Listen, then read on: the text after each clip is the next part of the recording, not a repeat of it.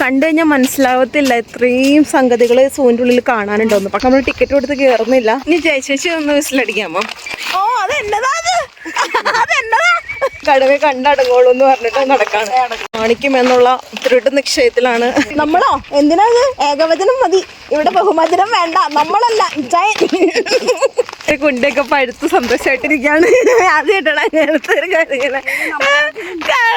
കൊണ്ട് പഴുത്ത പറയുക. അതായത് റോസ് കളർ, നമ്മൾ ലിപ്സ്റ്റിക്കിൻ്റെ ഒക്കെ കളർ. അങ്ങനെ ഞങ്ങൾ അതിജീവനത്തിന്റെ പാതയിലൂടെ കടുവയെയും മയിലിനെയൊക്കെ കാണാം എന്ന പ്രതീക്ഷയിൽ ഓരോ ചാണകത്തിന്റെ ഡീറ്റെയിൽസ് ജയശേഷി എനിക്ക് പറഞ്ഞു തരുന്നുണ്ട്. സോ ലെറ്റ്സ് ഗൈസ്, നമ്മളെ സിംഹത്തിന്റെ അല്ല സിംഹത്തിന്റെ സൗണ്ട് എടുക്കണതാ. ഇതാണ് സിംഹത്തിന്റെ സൗണ്ട്.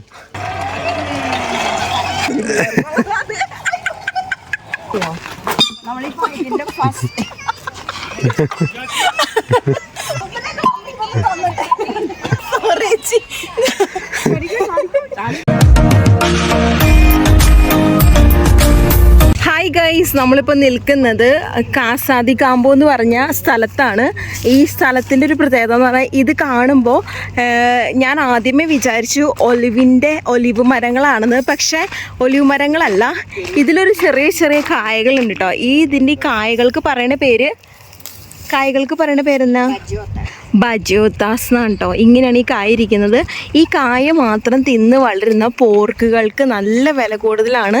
അതിൻ്റെ ഇറച്ചിക്ക് ഒടുക്കത്തെ ടേസ്റ്റാണ്. ഇബേരിക്കോ എന്നാണ് ആ ഒരു ഇറച്ചിക്ക് പറയുന്ന പേര്.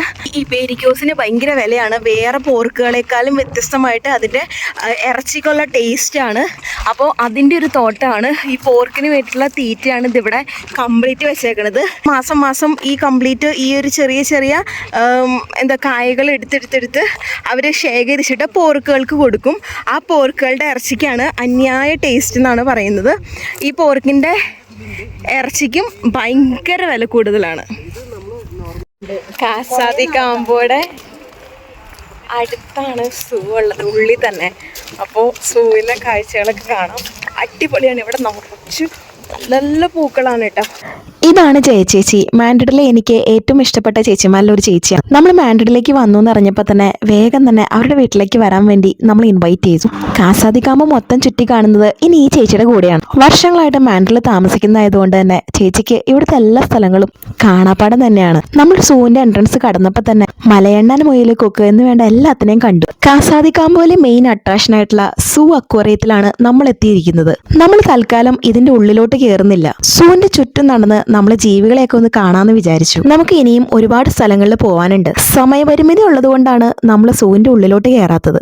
സൂവിന്റെ പുറംകാഴ്ചകൾ കാണുന്ന സമയത്ത് ഞങ്ങൾ കുറെ മൊയിലിനെയും മലയണ്ണാനെയും ഒക്കെ കണ്ടു. സൂവിലേക്ക് കയറുന്നതിനുള്ള പ്രൈസും കാര്യങ്ങളൊക്കെ ഇവിടെ തന്നെ എഴുതി വെച്ചിട്ടുണ്ട് കേട്ടോ.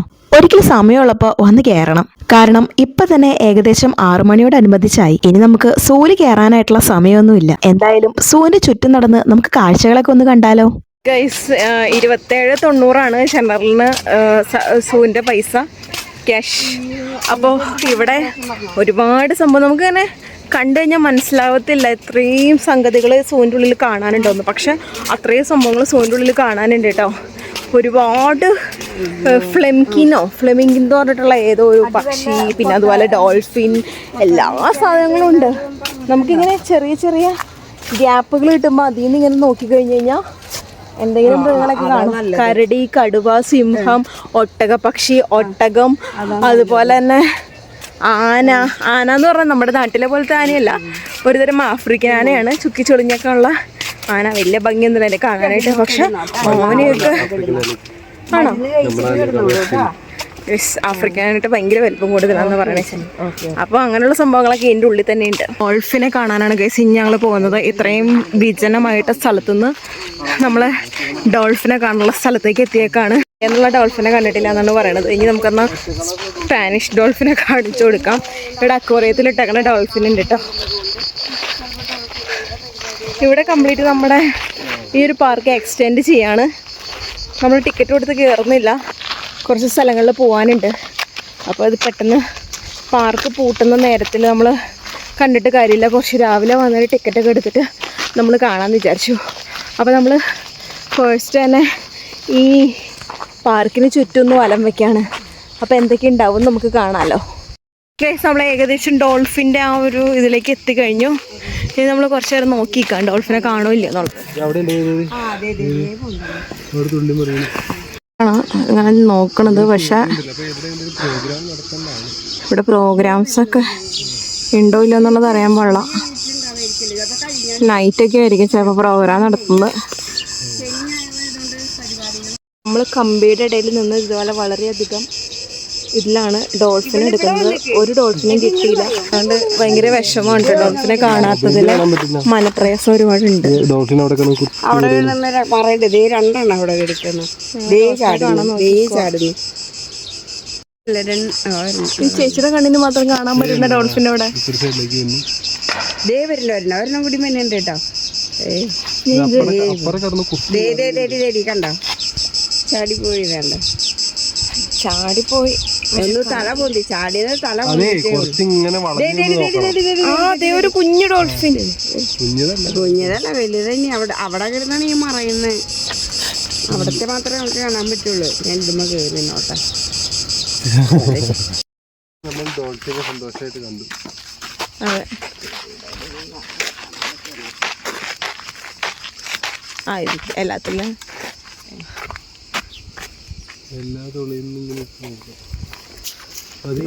ഇവിടെ കിടന്ന് മറയാണ്ട് ഇവിടെ കിടന്ന് മറയുന്നുണ്ട്. സൗണ്ട് കണ്ട് ഇതിൻ്റെ ഉള്ളിൽ ഉണ്ട് പറ്റും. മറയുന്ന സൗണ്ട് കേൾക്കായിരുന്നു. അതെന്തോ അനുഭൂതിയിട്ടെ. അത് മയിലാണല്ലോ ബാക്കി തിരിച്ചു കൂതണേ. നല്ല തീ കത്തുള്ളൂ. അയ്യ മറ്റേ പുക മാത്രമേ പോളുള്ളൂ. മറ്റേ വിസില് വന്നില്ല. ഇത് ഊതി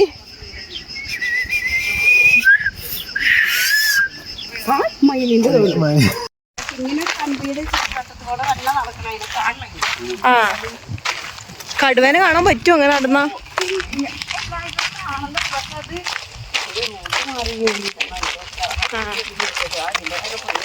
ഇനി നമ്മൾക്ക് വിസിലടി മത്സരം തുടങ്ങാം. ആദ്യമായി ചായക്കുഞ്ഞി. ഇനി ചേച്ചി ഒന്ന് വിസിലടിക്കാമോ? അടിച്ചോ? ഓ അതെന്നതാ അത്? അതെന്നതാ?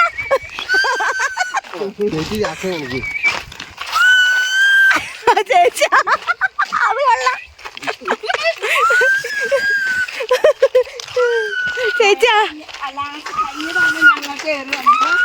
ഇവിടെ ഇരുന്ന് ഞങ്ങള് ഫുഡ് കഴിച്ചത് അത് കൊള്ളാലോ. പക്ഷെ ഇവിടെ കാക്കയുണ്ട്. ഇവിടുത്തെ കാക്കയുടെ വെള്ള കളറാ. കഴുത്തൊക്കെ വെള്ളയാ. ചിറകൊക്കെ കറുപ്പ്. കണ്ണും കഴുത്തും വെള്ളയാ. കാക്കാന്ന് പറഞ്ഞ പൂച്ചക്കണ്ണ്. കരയുന്നതൊക്കെ നമ്മുടെ കാക്കയുടെ പോലെ തന്നെ. ഇല്ല തൊളയതൊരു കാക്കയില്ല. ഇച്ച വല്ല മയിലിന് വേറെ എന്തെങ്കിലും സാധനത്തിനെ കണ്ടിട്ട് കാക്കയെന്ന് പറയും. പ്രാവിനെ ഇവിടെ കാക്കയുണ്ട് ഈ മരത്തിന്. പക്ഷെ ഇപ്പൊ രത്നത്തിനും കാണാല്ലേ. പക്ഷെ കാക്കയുണ്ട് ഇവിടെ. ഭക്ഷണം കഴിക്കാനൊക്കെ വരുമ്പോ ഒക്കെ പറന്നു വന്നിരിക്കും. കാന്നും പറഞ്ഞു. അതെ പൂച്ചക്കണ്ണാണ്. അയ്യേ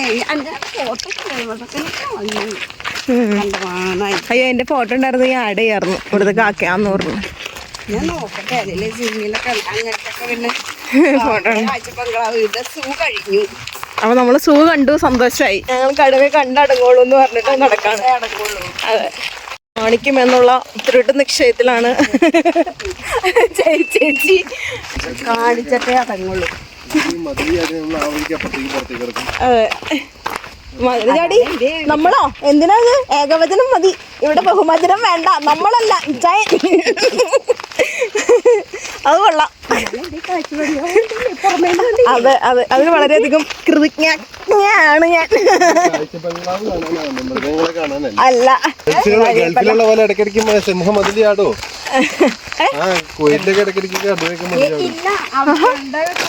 അതങ്ങനെ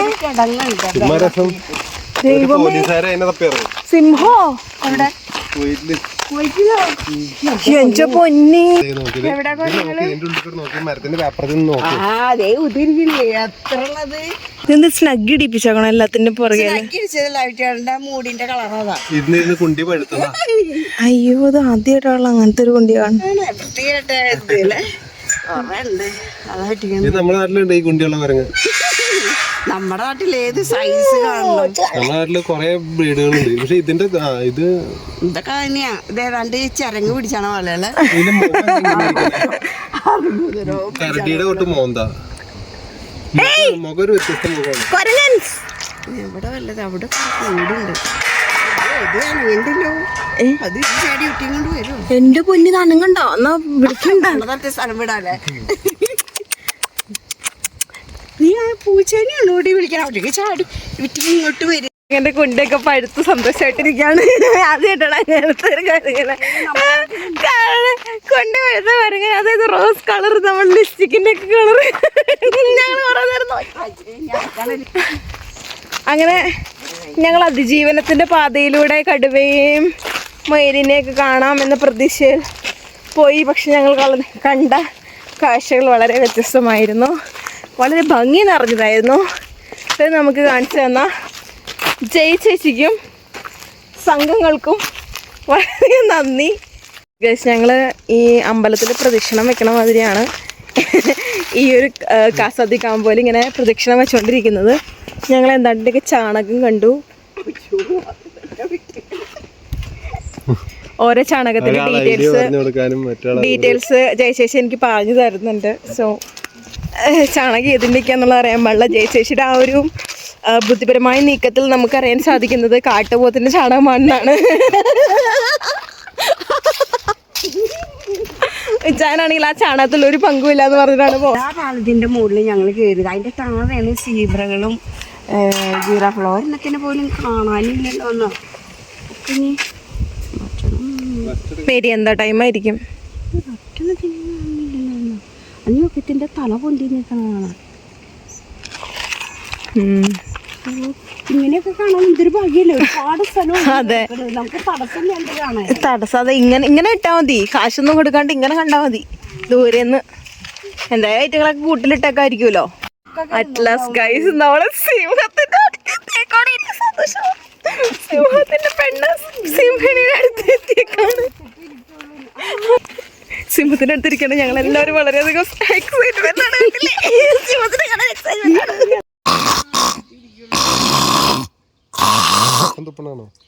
അല്ല, സിംഹത്തിന്റെ സൗണ്ട് എടുക്കണതാ.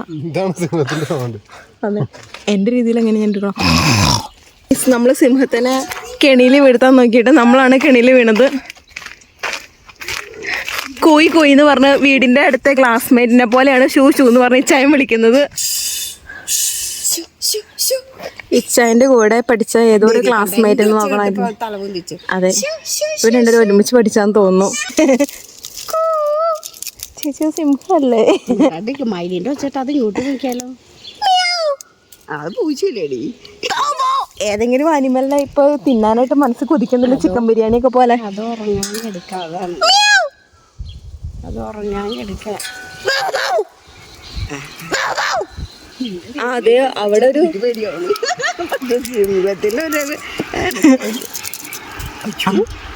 അവിടെ നിന്റെ ഒച്ച കേട്ടിട്ടാണ്. എന്താ പിന്നെ വെറുതെ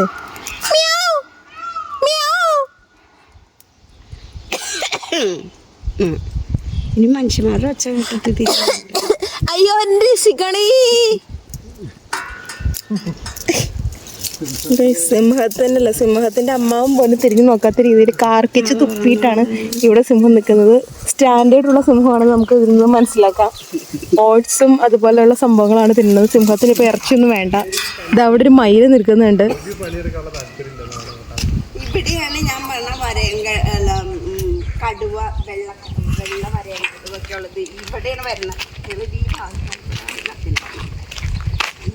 ഇവിടെ ഒക്കെ കൂടുകളിൽ കയറി ഉച്ച നേരത്തെ അങ്ങനെ വരേണ്ടതായിരുന്നു.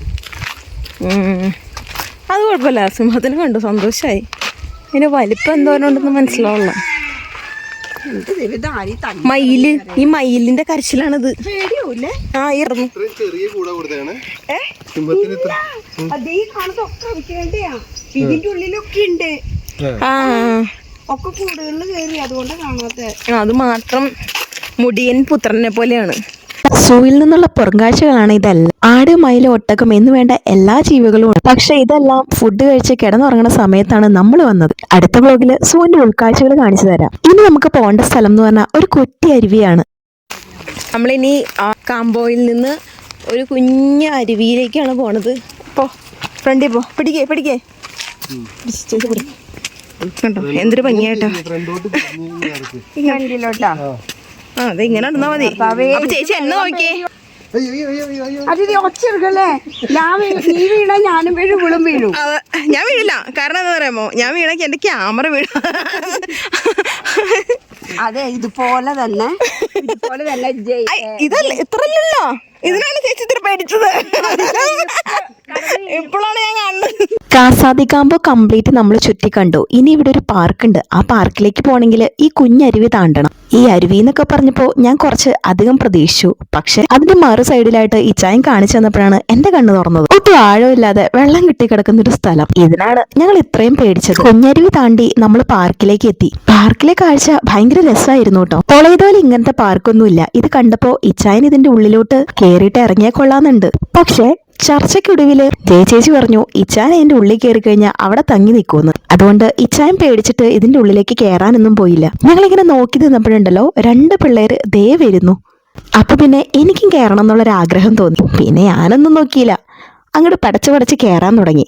എന്തായി തീരുമോ എന്തോ. ഇത്രയും നാള് മേലൊന്നും ഇറങ്ങാത്തത് കൊണ്ട് ഭയങ്കര ബുദ്ധിമുട്ടായിരുന്നു. ഈ വള്ളിയിലൊക്കെ പിടിച്ച് കയറണം, എന്നിട്ട് വേണം ഊർന്നിറങ്ങാനായിട്ട്. എങ്ങനെയുണ്ടായിരുന്നു പൊന്നാരി ഉള്ളിലുള്ള എക്സ്പീരിയൻസ്? ഈ പിള്ളേര് പേടിക്കണ അത്ര ഒന്നും ഇല്ല. വെറുതെ ചുമ്മാ അതിന് വേണ്ടിട്ടൊന്നും. ഞാൻ ഏറ്റവും മുകളിലാണ് കയറിയത്. അതിന്റെ മുകളിലുണ്ട്, ഇത് ഏറ്റവും മുകളിലുള്ളത്. ഏറ്റവും മുകളിലുള്ളത് ഇതാ.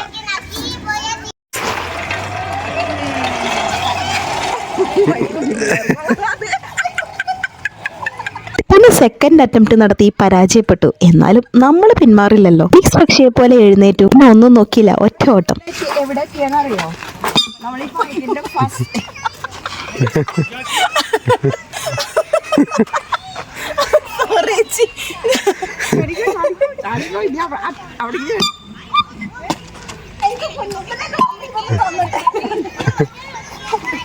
മല്ലിയാവൊന്നും കൊടുക്കണം.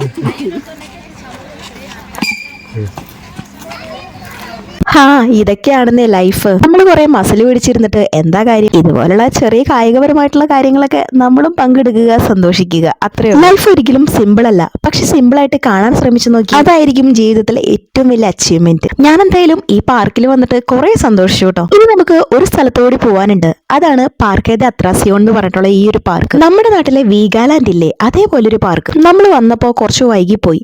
രാവിലെ തന്നെ വരണമായിരുന്നു. ഇപ്പൊ കയറി കഴിഞ്ഞാൽ പിന്നെ നമുക്ക് എല്ലാത്തിലും കയറാനായിട്ട് പറ്റില്ല. ഒരു ദിവസം കൊണ്ട് നമ്മൾ ഇത്രയും കാര്യങ്ങൾ ചുറ്റി കണ്ടു. സിമ്പിൾ ആൻഡ് ഹംബിൾ ആയിട്ടുള്ള ഒരു കുട്ടി വ്ളോഗ്. എല്ലാവർക്കും ഇഷ്ടമായെന്ന് പ്രതീക്ഷിക്കുന്നു. നെക്സ്റ്റ് വ്ളോഗിൽ കാണുന്നവരേക്കും ബൈ.